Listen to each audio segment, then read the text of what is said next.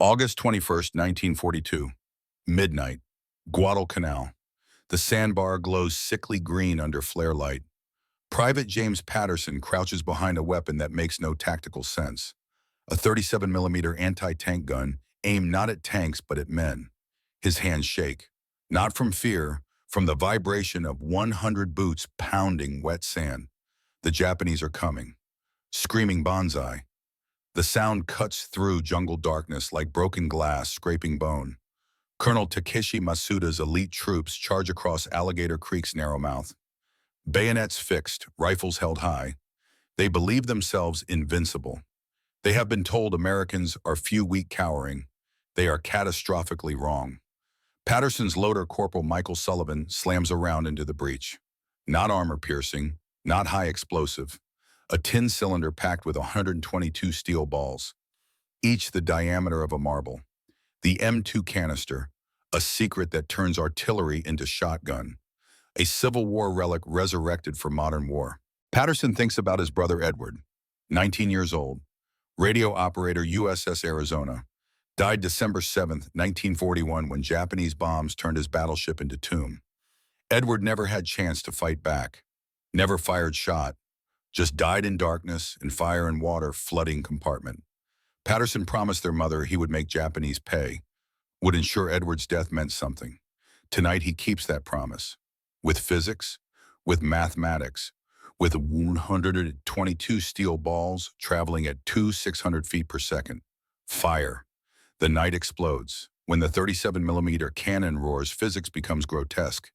The tin canister disintegrates at muzzle. 122 projectiles fan out in cone of death. At this range, barely 30 yards, the effect is not surgical. It is apocalyptic. The charging line simply vanishes.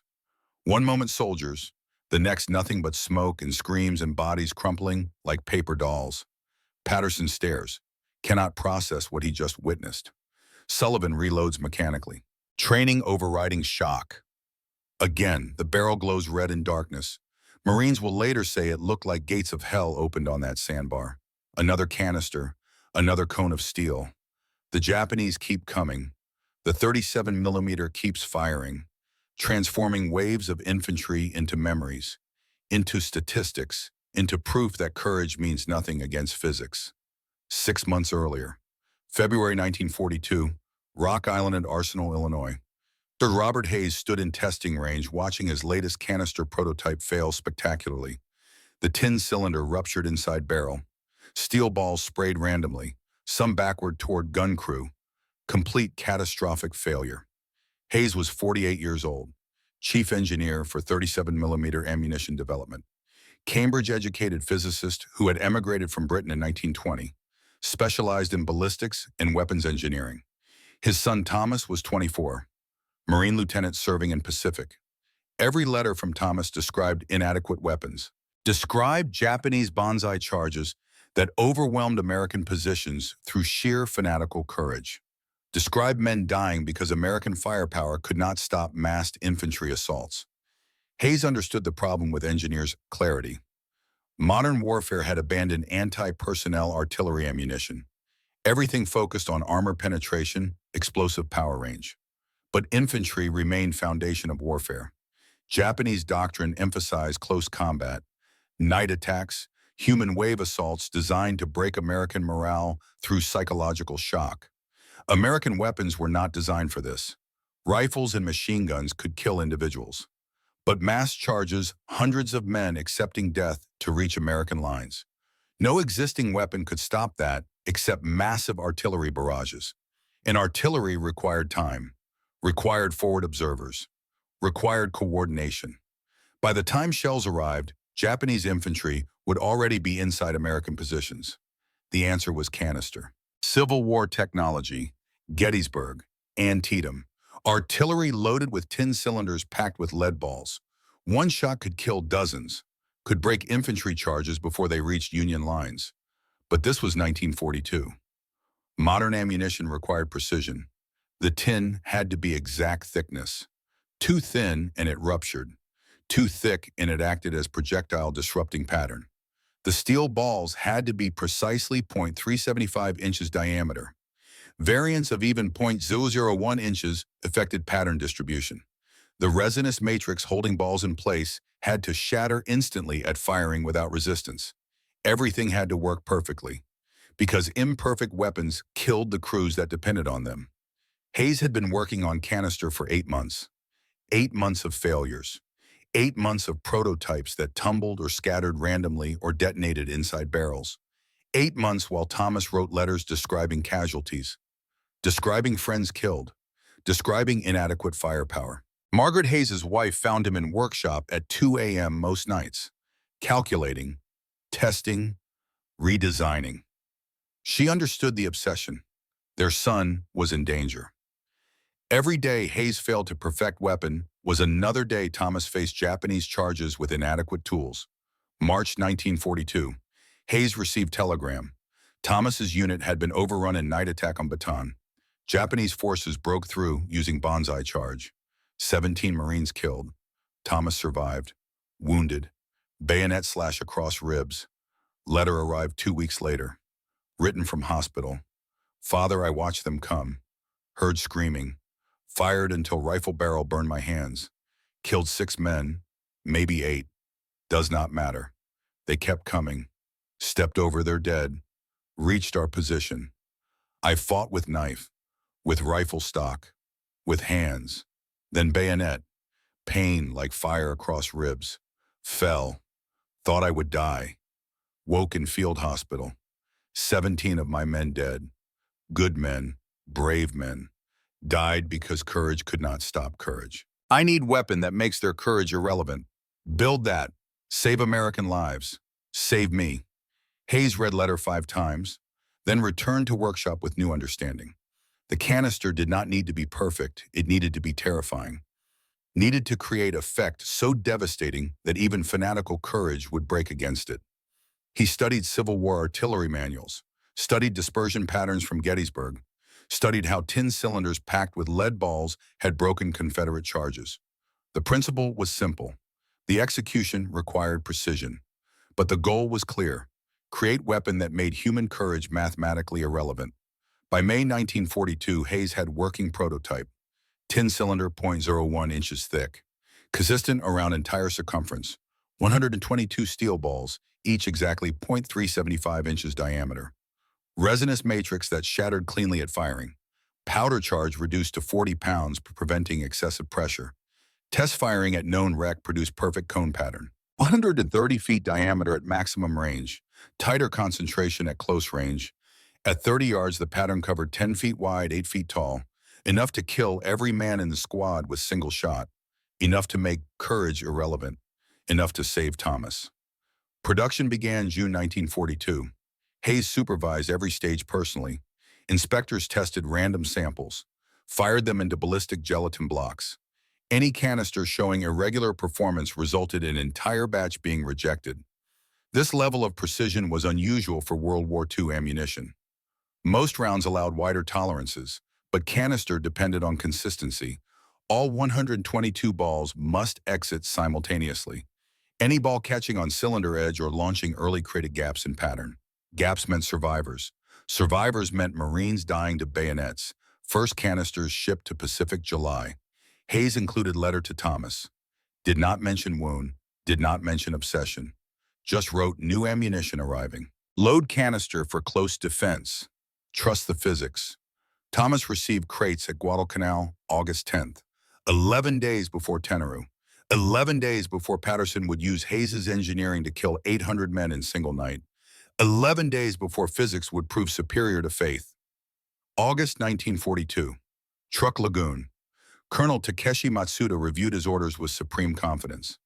38 years old, veteran of Manchuria in China, commander of 28th Infantry Regiment's elite 1st Battalion, 917 men, best trained soldiers in Imperial Army. They had never lost, never retreated, never failed to break enemy resistance through superior warrior spirit. Sation, the intangible quality that made Japanese soldiers superior to all others. Faith in steel, faith in training, faith in Bushido code that taught death before dishonor. Intelligence reports claimed 2,000 Americans held Guadalcanal, maybe fewer. Green troops, inexperienced. They would break when real soldiers attacked. Matsuda believed this absolutely. He had seen American prisoners in China, soft men, lacking discipline, lacking spiritual strength that made Japanese forces invincible. His men had trained for close combat, bayonet charges, hand-to-hand fighting where courage mattered more than firepower. They had practiced banzai attacks until the scream became second nature, until charging into death became reflexive rather than choice. This was how battles were won, through will, through spirit, through refusing to accept defeat regardless of material circumstances. Matsuda had written to his wife Yuki before departing Truk about their daughter Hanako, 8 years old, growing up in Yokosuka without father. He told Yuki the same thing he told her in every letter. Japanese steel protected him. Superior training ensured victory. American weapons were inferior. American soldiers lacked Bushido spirit. The war would end soon. He would return home. They would be family again. Faith made it certain. Seishin made it inevitable. But Matsuda made calculation error. Assumed Americans would fight like Europeans. Stand-up battles, rifles and mortars, conventional tactics. He did not account for American innovation. Did not know about 37mm guns positioned at Alligator Creek. Certainly did not know about canister rounds. Japanese doctrine had no equivalent weapon. Their anti-tank guns fired solid shot. The concept of artillery-scale shotgun shells did not exist in their tactical manuals.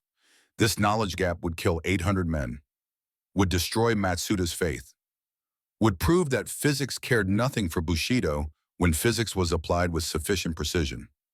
Matsuda's tactical plan was sound by Japanese standards. Night attack to maximize psychological impact.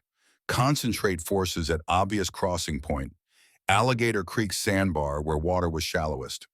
Overwhelm American positions through speed and violence. Break their nerve before they could organize effective resistance. Standard doctrine, proven tactics, should work.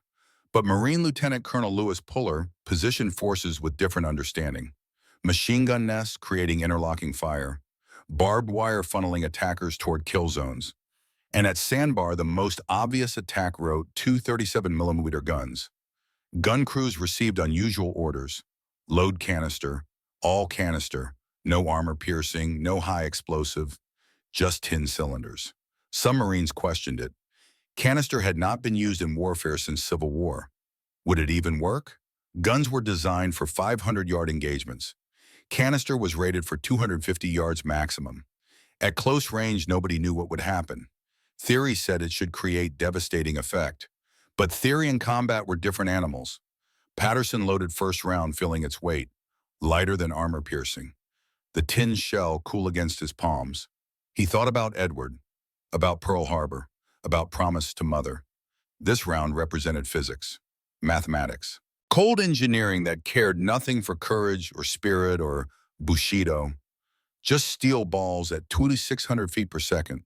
Just kinetic energy transferring into human flesh. Just revenge delivered through superior technology. Nobody mentioned this was executing men rather than fighting them. Nobody said this was slaughter rather than combat. War made killing acceptable when killing served strategy.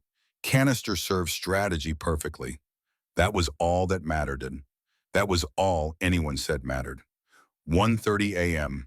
The world ignited. Japanese mortars pounded Marine positions. Machine guns chattered from far bank. Then first wave launched. Approximately 100 men charging across exposed sandbar. Screaming banzai, rifles blazing. They expected Americans to break, to run, to die like British in Malaya, Dutch in Java. Instead, they met mathematics. Marine machine guns opened first. Browning M1919s spitting 30 caliber rounds at 600 rounds per minute. Tracers arc through flare-lit darkness. Japanese soldiers fell, but they kept coming, driven by training and terror and belief in inevitable victory. Some reached wire, then Patterson fired. Boom. The sound was wrong. Not sharp crack of armor piercing, something deeper, throatier. The effect was immediate and total. Where dozen Japanese soldiers charged suddenly, there was empty space. Bodies tumbled like disconnected puppets. The canister pattern cone of 122 steel balls swept sandbar clean. Patterson stared, could not comprehend. Sullivan reloaded. Load, fire, load, fire. The barrel heated rapidly. Through smoke, more Japanese emerged. They did not understand what was happening. Why entire ranks disappeared between heartbeats.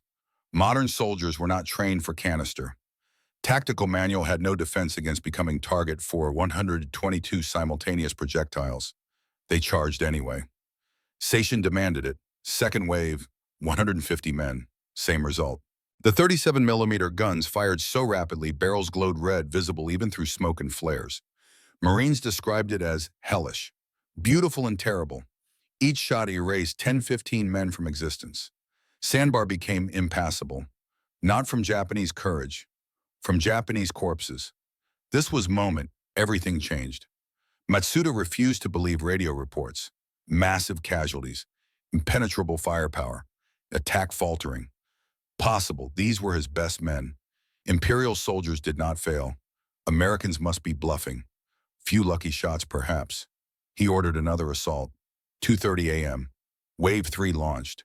This time, Japanese officers divided forces. Some charged Sandbar again. Others waded into creek upstream, seeking to outflank Marine position. Water was chest deep.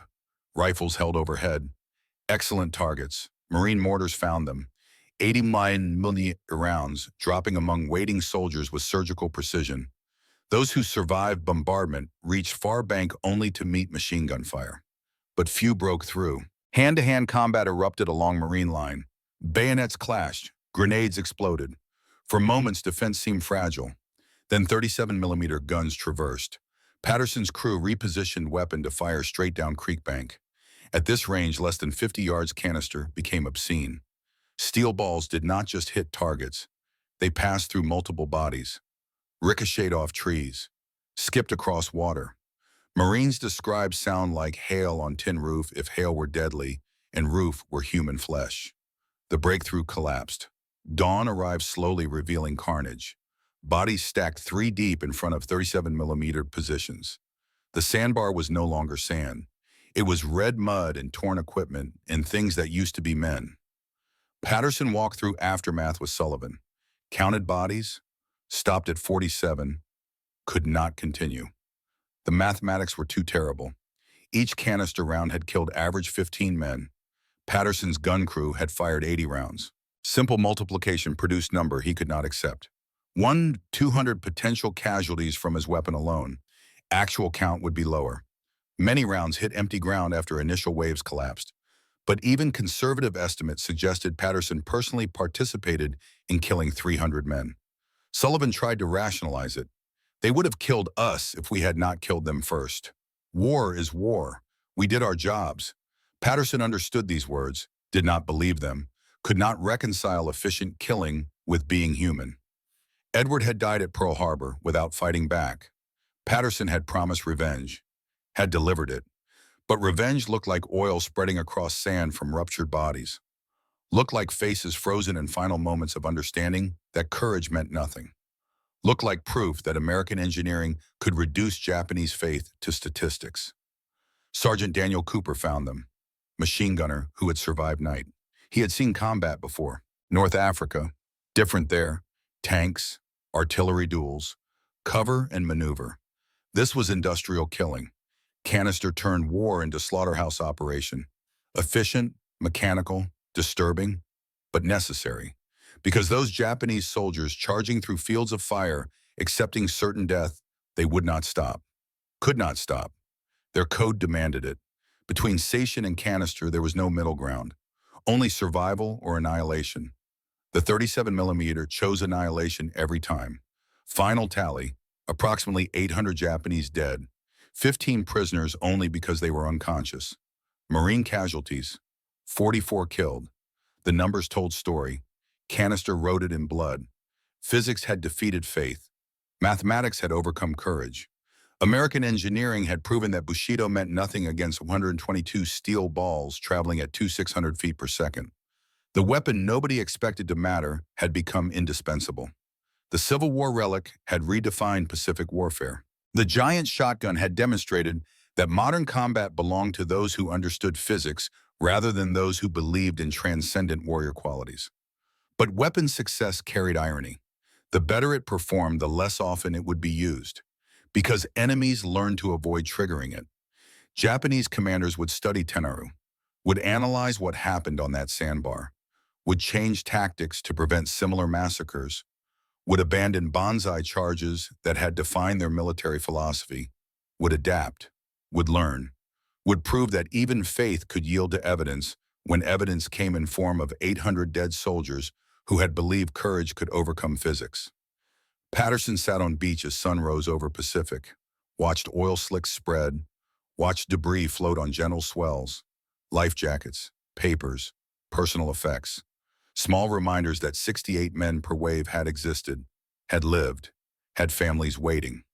He thought about Edward, about promise to mother, about revenge that tasted like ashes, about understanding that killing efficiently did not feel like victory, felt like becoming something less than human, felt like trading soul for mathematics, felt like winning battle while losing something essential about being American, about being Marine, about being man who could look in mirror without seeing executioner.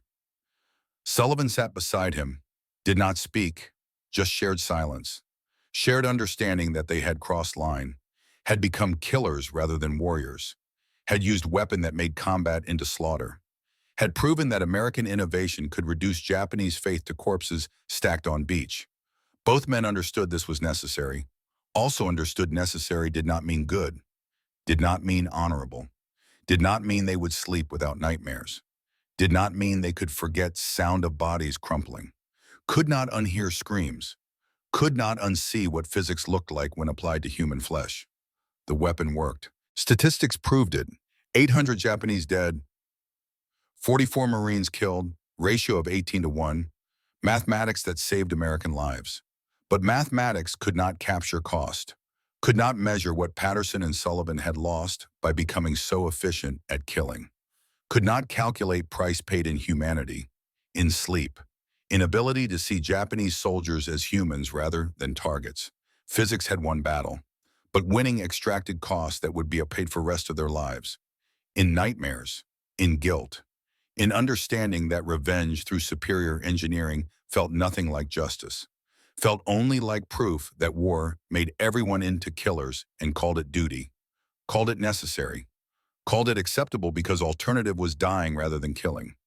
Patterson would fire that weapon again, would kill efficiently, would use Hayes's engineering to save Marines.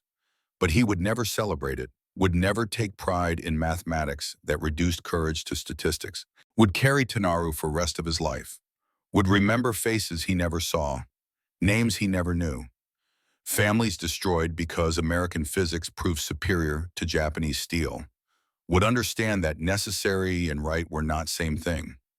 That war demanded efficiency, but efficiency extracted costs statistics never captured. That winning through superior weapons was achievement only war made acceptable. That peace would require rebuilding humanity efficiency had destroyed. That physics might win battles, but only humans could win peace. And peace was what made survival worth surviving, what made killing worth ending, what made revenge worth regretting, what made efficiency worth questioning even as it saved lives, what made being human matter more than being effective killer.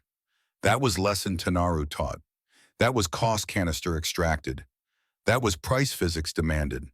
And Patterson would pay it for the rest of his life. August 23, 1942, 2 days after Tenaru. Patterson could not sleep. The numbers haunted him, not the official count. 800 Japanese dead, 44 Marines killed, ratio of 18-1, statistics that looked like victory in after-action reports, numbers that made commanders nod with approval, mathematics that proved American engineering superiority. But Patterson counted differently. Counted the bodies he could see before stopping, 47, counted the canister rounds his crew fired, 80, calculated average kills per round, 15 men, did the multiplication that produced nightmare, 200 potential casualties from his weapon alone. The mathematics were impossible to escape. Each tin cylinder packed with 122 steel balls, each ball capable of punching through 4 inches of human flesh. At 30 yards, the pattern covered 10 feet wide, 8 feet tall. Simple geometry determined how many men fit in that space. 6 bodies standing shoulder to shoulder.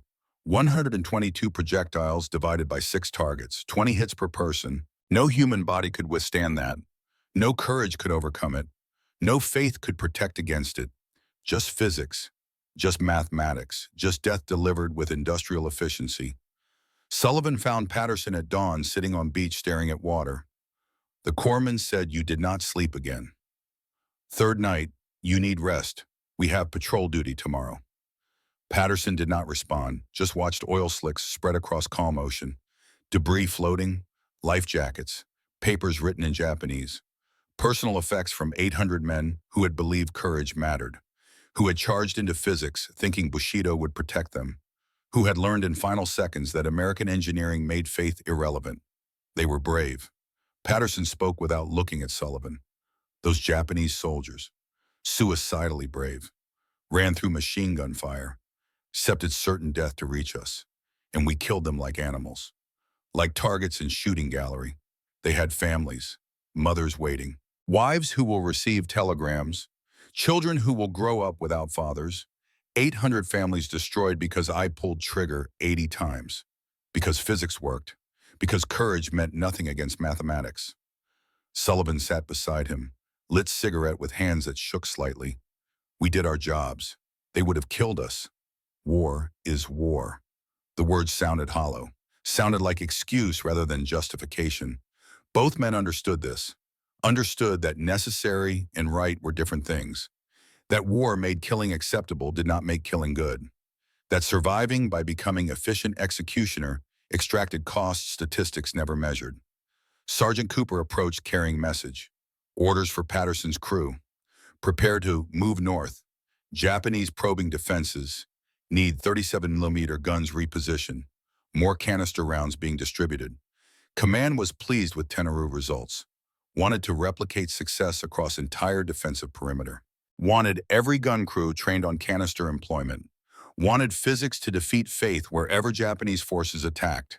Patterson read orders without expression. Understood what this meant. More killing, more efficiency, more mathematics transforming courage into corpses. More nights without sleep, more bodies counted, more families destroyed through superior American engineering. August 25th, 1942. Small Japanese force attempted night infiltration. 30 men seeking to bypass main defenses. Scout reported movement at 50 yards. Patterson's crew responded. Loaded canister, standard procedure now. Physics had proven itself. At 50 yards, the pattern should cover entire squad. Should kill all 30, should demonstrate again that courage meant nothing against 122 steel balls traveling at 600 feet per second. Patterson aimed, fired. Something went wrong. The tin cylinder malfunctioned, tumbled in flight. Steel balls scattered randomly instead of spreading in calculated cone. 3 Japanese killed by lucky hits. 27 escaped into darkness. Sullivan reloaded frantically. Second shot. Perfect pattern, remaining infiltrators died instantly.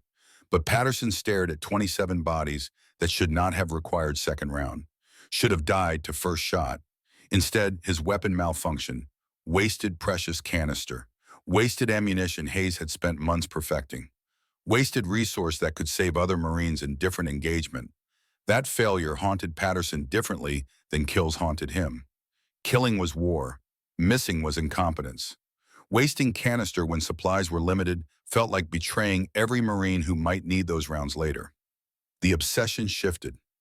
Not just guilt over efficient killing, guilt over not killing efficiently enough, over failing to make every round count, over understanding that resources were finite and Japanese forces were not, that mathematics of war demanded perfect execution, that missing meant wasting opportunity, meant potentially allowing enemies to kill Americans. The logic was circular, terrible, inescapable. November 1943, Tarawa. Marines assaulted Betio Island. The beach was killing ground, Japanese bunkers, interlocking fire, mines everywhere, casualties mounted crossing seawall. But crews brought 37mm guns. Weapons were light enough at 900 pounds that men could physically heave them over 5-foot concrete barriers. They did exactly that. Set up guns behind cover, loaded canister. Japanese counterattacks died before starting. Captain Sato led 50 men in flanking maneuver. His tactical plan was sound. Approach through dead ground. Emerge at close range. Overwhelm Americans through speed and violence. His men were ready, motivated. They rounded corner into kill zone. Patterson's gun was waiting. One shot. Entire squad leader groups ceased to exist. The survivors froze. Not from cowardice, from shock. Human mind could not accept what happened. Physics had violated reality, made men vanish, made courage irrelevant. They retreated. This represented fundamental shift. The banzai charge stopped working, not because Japanese soldiers lost courage, because courage became mathematically pointless. Intelligence officers noticed patterns. Japanese forces increasingly relied on light infiltration, small unit tactics, snipers, bypassing strong points rather than assaulting them. The psychological impact extended beyond individual battles. Wounded Japanese soldiers, knowing they faced canister if they charged, increasingly chose to fight from cover. Surrender rates dropped. Why risk capture when alternative was instant death from invisible weapon? Canister created paradox. Designed for defense but bred desperation. Saved Marine lives but ensured Japanese fought to last man. Made tactical sense but guaranteed strategic brutality. March 1944. Rock Island Arsenal. Hayes received letter from Thomas. His son's unit had used canister rounds 6 months earlier, had employed them at Tarawa. Thomas described effects with clinical precision. Described how single round killed 15 men. Described how Japanese charges collapsed against physics. Described how his Marines survived because Hayes's engineering worked perfectly. Then Thomas wrote something Hayes had not expected. Father, your weapon saves American lives. I understand this. Used it myself at Tarawa. Watched it kill efficiently. But efficiency extracts costs you cannot see from Illinois workshop. I have killed 180 men with canister. Watched them vanish in clouds of blood and steel. Never saw their faces. Never knew their names. Just killed them and moved to next target. Cannot celebrate that efficiency. Cannot be proud of mathematics that reduces men to statistics.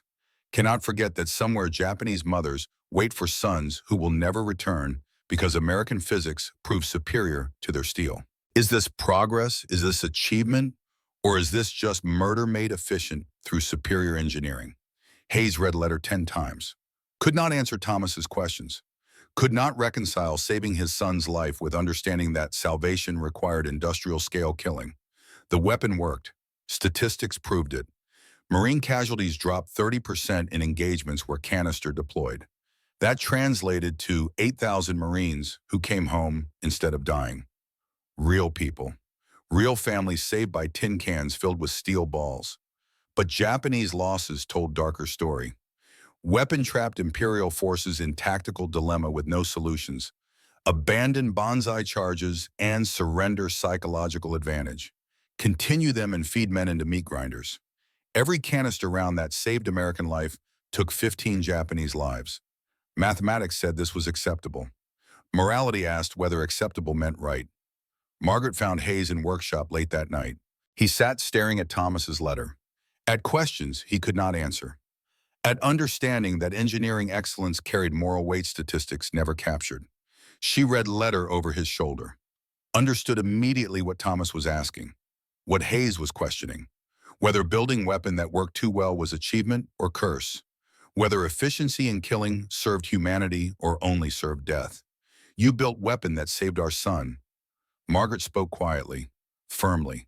For that I cannot question you. Mother's duty is protecting her child. Engineering that kept Thomas alive was engineering any parent would develop. But Thomas asks different question. Not whether weapon works, whether working too well makes us into something we should not be. Whether efficiency without humanity is progress or just better murder. Hayes had no answer. Worked through night anyway, testing new batch of canister rounds. Verifying quality, ensuring specifications met standards. Ensuring 122 steel balls per round would kill efficiently when Marines needed them. Ensuring physics would defeat faith. ensuring American lives would be saved through Japanese deaths.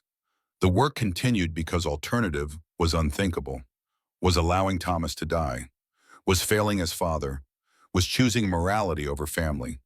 Hayes could not make that choice. Would build weapons, would perfect engineering, would save his son regardless of philosophical cost, would let Thomas carry guilt, would let own conscience bear weight, would accept that loving son meant enabling efficient killing. Mathematics was brutal. Love was more brutal. June 1944, Saipan. Marines landed expecting fanatical resistance. Got it, but brought 48 37mm guns loaded primarily with canister. Japanese General Saito launched massive banzai charges. Thousands of soldiers in human waves meant to overwhelm through sheer numbers. The charges collapsed against canister walls. Marines positioned guns in depth. First line fired, reloaded. Second line fired while first reloaded. Overlapping patterns created kill zones 30 yards deep. Japanese soldiers literally could not reach American lines through steel storm. One gun crew fired 120 rounds in single night. That was 14,640 steel balls launched at charging infantry. The crew's position showed aftermath. Bodies stacked so densely that follow-up charges tripped over corpses. The psychological impact on surviving Japanese soldiers was devastating. Some officers committed suicide rather than order more attacks. Faith in Bushido had been destroyed, not by lack of courage, by understanding that courage was insufficient against American engineering. That warrior spirit meant nothing against physics applied with industrial efficiency. Patterson's crew was at Saipan, had been using canister for nearly 2 years, had killed over 500 men through perfect application of Hayes's engineering. Patterson was 24 years old, looked 40, eyes hollow, hands shaking even when not firing. Sleep came in 2-hour increments interrupted by nightmares. Dreams about bodies vanishing, about mathematics transforming humans into statistics, about physics proving superior to faith, about oil slicks spreading, about debris floating, about 500 families destroyed because he pulled trigger efficiently. Sullivan noticed the change. Patterson barely spoke anymore, just performed duties mechanically. Loaded canister, aimed, fired, reloaded, counted bodies when ordered, wrote reports, followed procedures. But something essential was gone.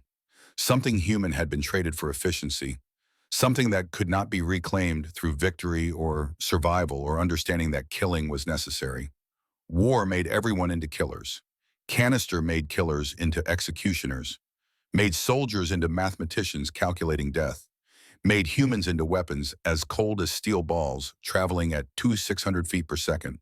April 1945. Okinawa. War's endgame unfolded 350 miles from Japan. Over 100,000 Japanese defenders were prepared for apocalyptic resistance. American planners expected carnage. Were right, but not in way anticipated. Japanese Commander General Ushijima changed tactics completely.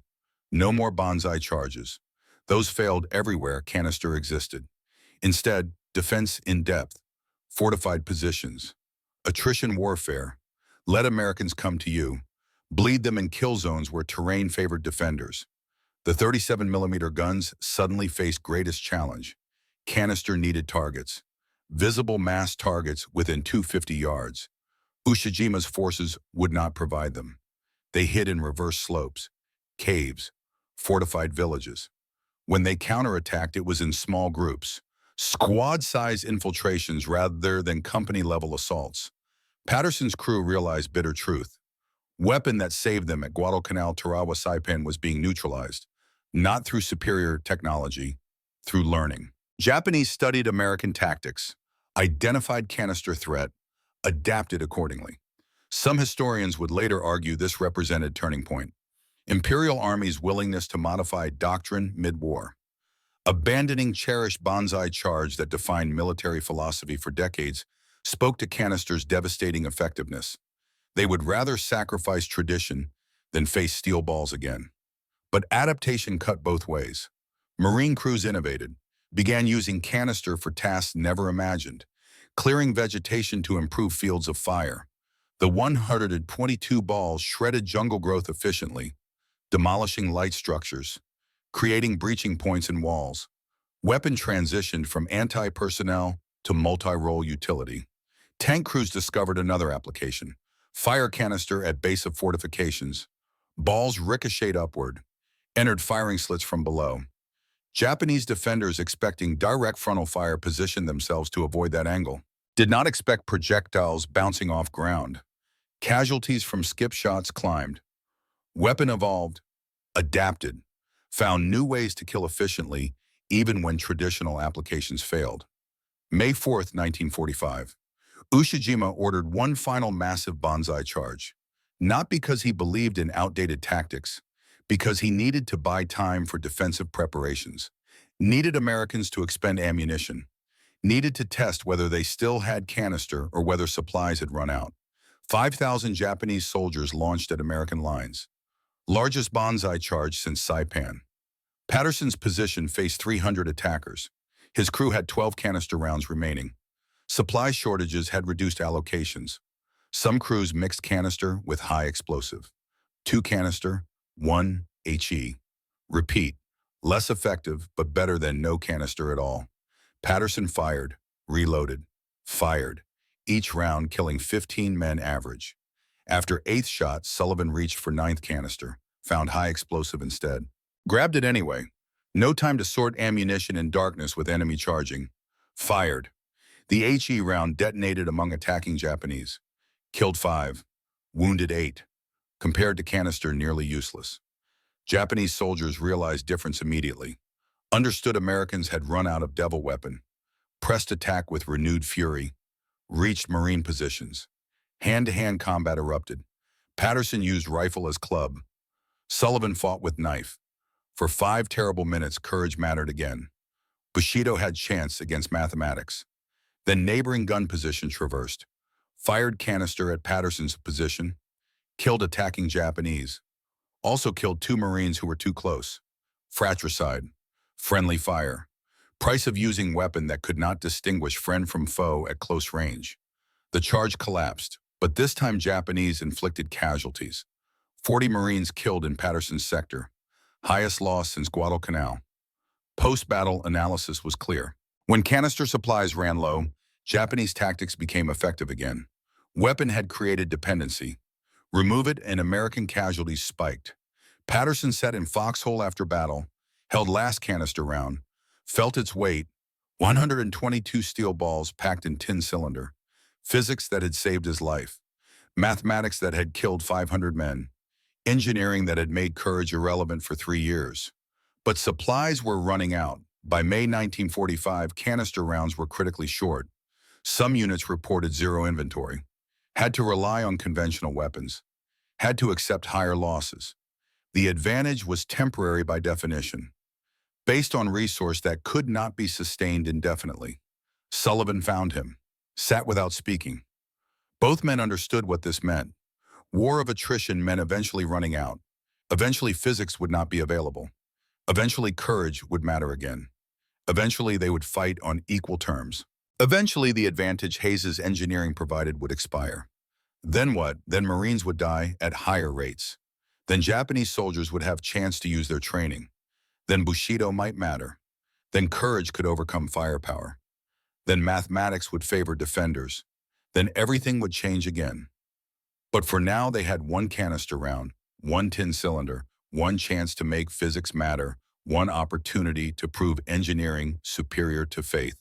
Patterson loaded it into gun, would save it for moment that mattered most, would use it when Marines needed it desperately, would make those 122 steel balls count, would ensure this last round killed efficiently, would honor Hayes's engineering, would respect Thomas's questions, would carry guilt over efficiency, would understand that necessary and right were different, would accept that war made everyone into killers, would recognize that canister made killers into executioners, would know that surviving required becoming something less than human, would live with that knowledge, would carry it forward, would remember every body counted, every face never seen, every family destroyed through superior American physics, the weapon that crushed men like paper, the giant shotgun that made courage mathematically irrelevant, the M2 canister round.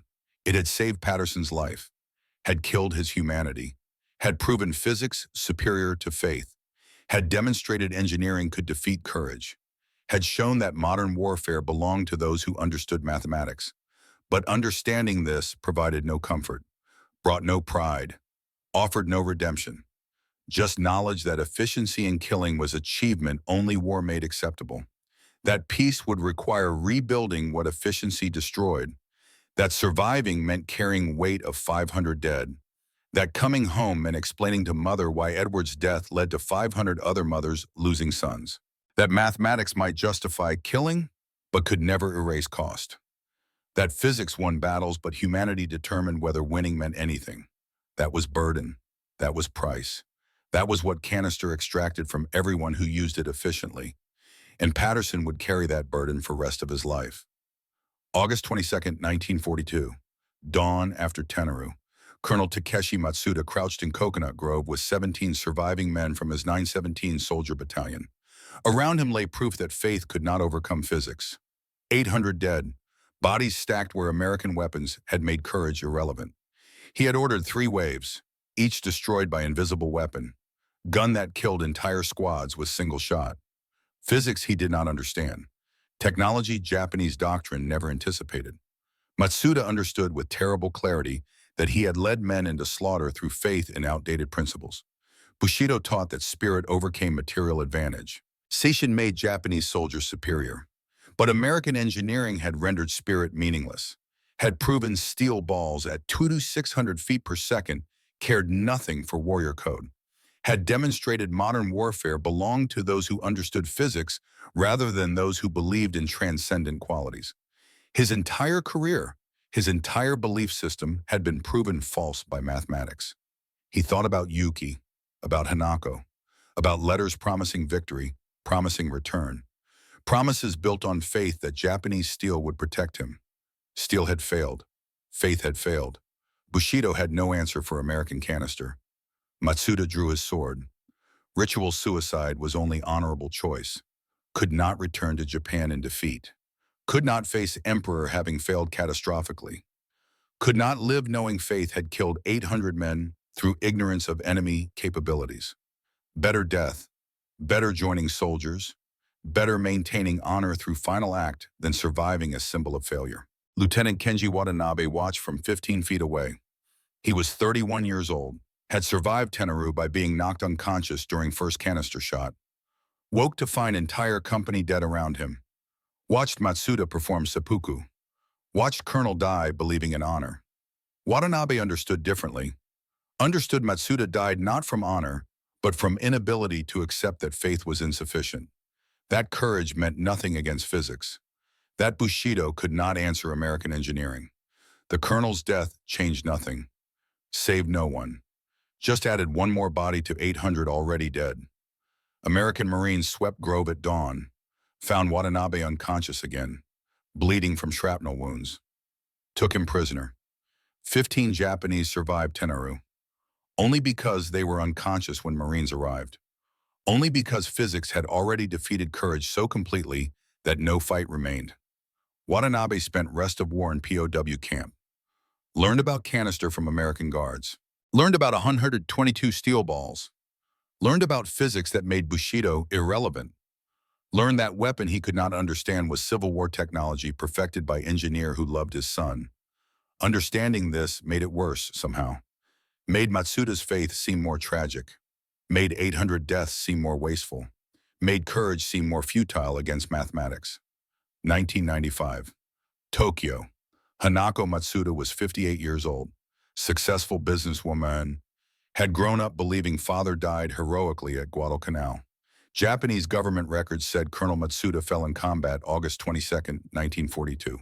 Battle report mentioned fierce American resistance, superior firepower, heroic Japanese sacrifice, no mention of bonsai charges, no mention of canister, no mention that Matsuda committed seppuku in disgrace after leading men into massacre.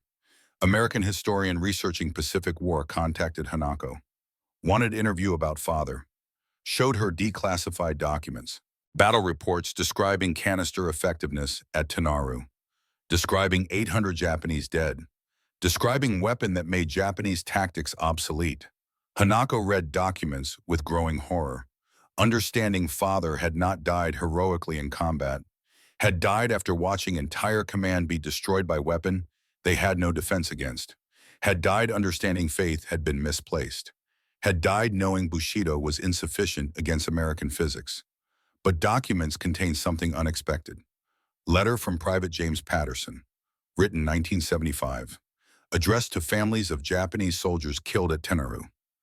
Patterson had tried to locate survivors, had wanted to apologize, had wanted to explain he took no pride in efficiency, that killing 300 men haunted him, that he understood Japanese soldiers were brave, that courage deserved respect even when physics defeated it. The letter never reached most families, but historian had copy, gave it to Hanako.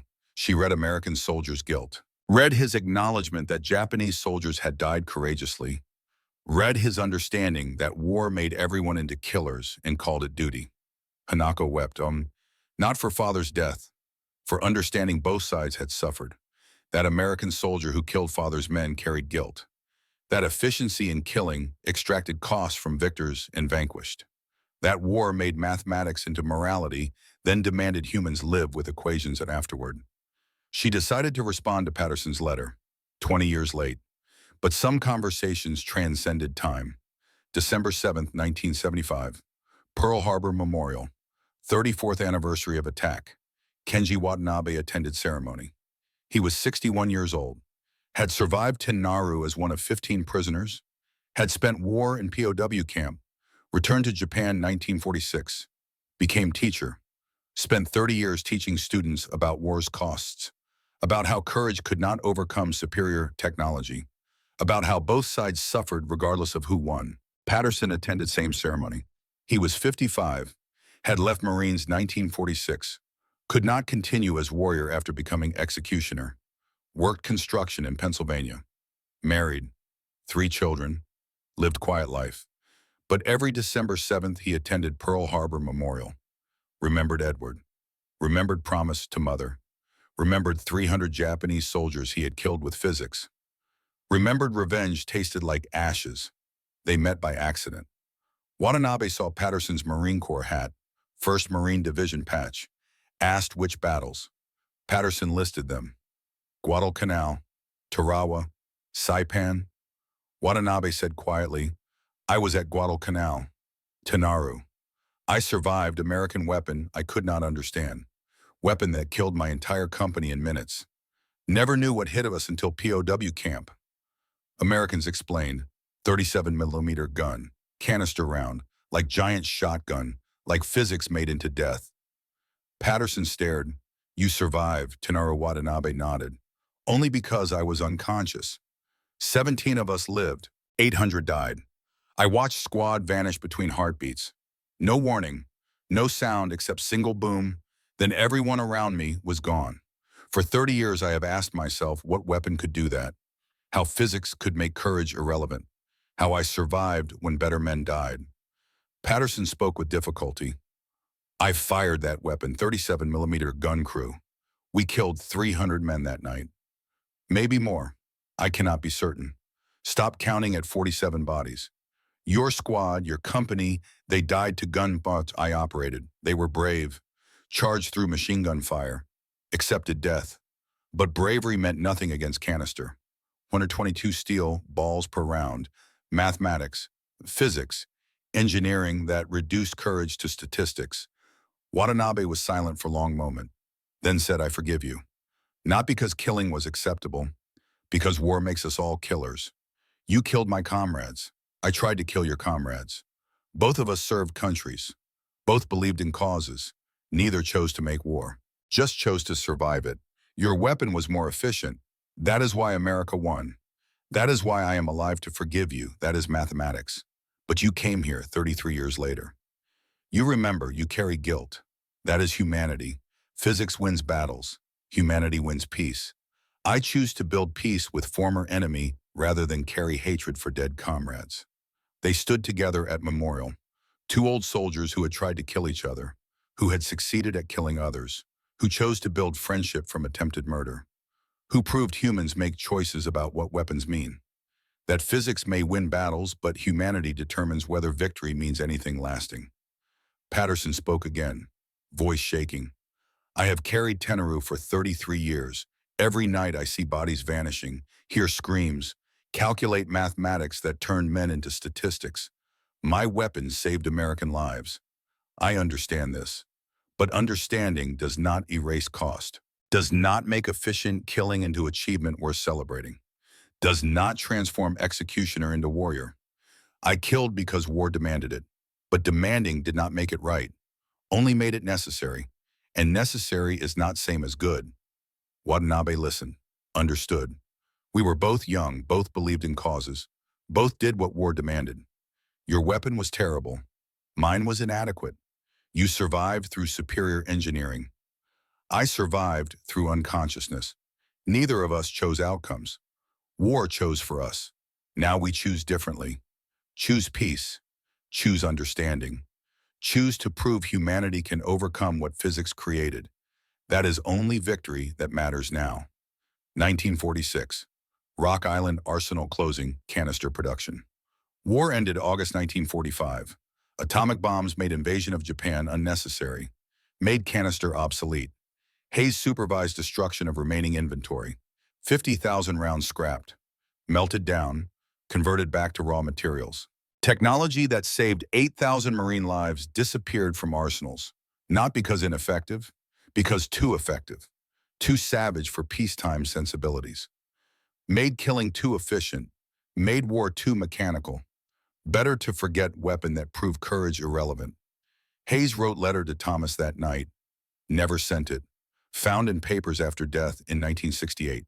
Thomas of Archer built weapon that saved your life. For that, I cannot apologize. Father's duty is protecting son. Engineering that kept you alive was engineering I would develop again if faced with same choice. But I want you to understand cost of that efficiency. 9% of all 37mm ammunition produced during war was canister, roughly 7 million rounds. Each round killed average 15 men when used against massed infantry. Simple multiplication produces number that haunts me. 105,000 men died to weapon I perfected. Not all canister rounds hit targets. Not all fired at massed groups. Conservative estimates suggest 50,000 casualties directly attributable to my engineering. 50,000 families destroyed. 50,000 mothers waiting for sons who never returned. Because I was good at my job. Because I solved problem efficiently. Because saving you required killing them. I do not regret this. Regret suggests I would choose differently. I would not. Would build weapon again. Would perfect it again. Would send it to Pacific again. Would save your life again, regardless of cost to enemy. But I insist we acknowledge cost. Acknowledge that efficiency in killing is achievement only war makes acceptable. Acknowledge that mathematics which justified building weapon cannot erase human cost of using it. 50,000 dead. That number matters more than 7 million rounds produced. That number is not statistic. Is families? Is futures that never happen? Is mathematics transformed into mourning? Build peace, son. Build world where my engineering is not needed. Build future where courage matters again. Where physics serves humanity rather than death. Where fathers do not perfect weapons to save sons. That is only way efficiency becomes worthwhile. Only way 50,000 deaths purchase anything lasting. March 2003, Iraq. Urban combat in Fallujah. Marine Corps reintroduced canister, M10 M38 round for 120mm tank guns. 100 tungsten balls per round. Same principle Hayes perfected 60 years earlier. Same physics, modern materials. Patterson's grandson, Marine Corporal Edward Patterson, named for great-uncle killed at Pearl Harbor, operated M1 Abrams tank. Used M1028 canister to clear buildings. Watched it work exactly as grandfather described. Watched groups of insurgents vanish. Watched physics make courage irrelevant. Watched mathematics reduce humans to casualties. Edward called Patterson after rotation home. Described weapon. Described effects. Described guilt. Patterson recognized obsession in grandson's voice. Same obsession that had consumed him after Tenaru. Same understanding that efficient killing extracted cost statistics never captured. Same questions about whether physics that won battles was achievement or curse. You will carry this. Patterson spoke quietly into phone. Cannot avoid it. Weapon works too well. Makes killing too efficient. Makes courage irrelevant. I carried Guadalcanal for 60 years. Every night saw bodies vanishing. Calculated mathematics. Understood I had become executioner rather than warrior. You will experience same. We'll count bodies, we'll do arithmetic, we'll understand that necessary and right are different things. But you can choose what you build from it. Choose peace. Choose understanding. Choose to make killing worth ending by ensuring it stays ended. Edward listened, understood. Grandfather spoke from experience that could not be taught, only lived, only survived, only carried forward into whatever peace might follow. October 2012. Patterson was 92 years old. Historian recording oral histories of World War II veterans interviewed him, asked about Tenarue, about Canister, about killing 300 men with physics. Patterson spoke for 3 hours, described weapon, described effects, described bodies stacked 3 deep, then spoke about 1975, about meeting Watanabe, about understanding enemies could recognize shared humanity, about building peace that made killing worth surviving. They ask me if I am proud of what I did at Tenarue. Answer is no. Pride suggests achievement disconnected from cost. I am not proud of killing martyred men, but I am not ashamed either. Shame suggests I would choose differently. I would not. Would fire Canister again to save my Marines. Would kill efficiently rather than die honorably. War demands such choices. Demands we kill before being killed. Demands efficiency over mercy. But I insist we understand what efficiency cost. Cost 50,000 Japanese dead to Hayes' engineering. Cost my nightmares for 70 years. Cost Watanabe his comrades. Cost Matsuda his honor and life. Cost Hanako her father. Cost everyone who touched this weapon something essential about being human. We became executioners, became mathematicians calculating death, became proof that modern warfare serves physics rather than courage. Yet I also insist we understand what efficiency purchased. Purchased 8,000 American lives. Purchased my survival to meet Watanabe. Purchased opportunity to build peace with former enemies. Purchased grandson's chance to serve country as I served mine. Purchased understanding that war makes everyone into killers, but peace determines whether killing meant anything lasting. The weapon that crushed men like paper. The giant shotgun that made courage mathematically irrelevant. The M2 canister round. It saved my life, killed my humanity, then gave me 70 years to rebuild humanity through choosing peace over hatred, through meeting Watanabe, through teaching grandson that physics wins battles but humanity wins peace, through understanding war demands efficiency but peace demands we remember efficiency's cost. I would fire that weapon again if faced with same choice. But I insist my grandson never faces that choice. Insist we build world where canister stays in museums, where physics serves humanity rather than death, where courage matters because war has ended, where mathematics calculates prosperity rather than casualties, where engineering builds rather than destroys. That is only mathematics that balances, only efficiency that justifies cost, only achievement worth celebrating. Physics won the battle. 800 Japanese dead proved that. But I won peace by meeting Watanabe, by choosing understanding over hatred, by building friendship from attempted murder, by proving humans determine what weapons mean after physics finishes speaking. Canister made killing efficient. Meeting Watanabe made killing worth ending. Both matter. Both shaped who I became. Both determine whether my war service meant something beyond statistics. The weapon sits in museum now, gathering dust. Information placard says anti-personnel ammunition circa 1942. Nothing about Tenarue. Nothing about 800 dead.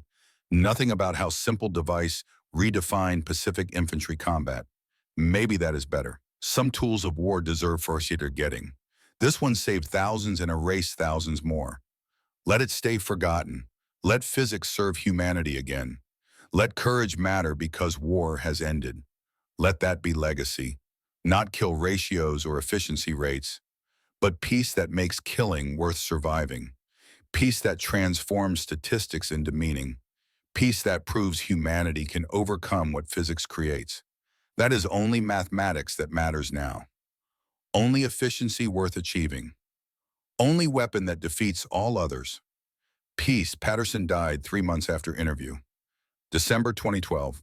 Funeral at Arlington National Cemetery. Full military honors. Flag-draped coffin. 21-gun salute. Watanabe sent letter read at service.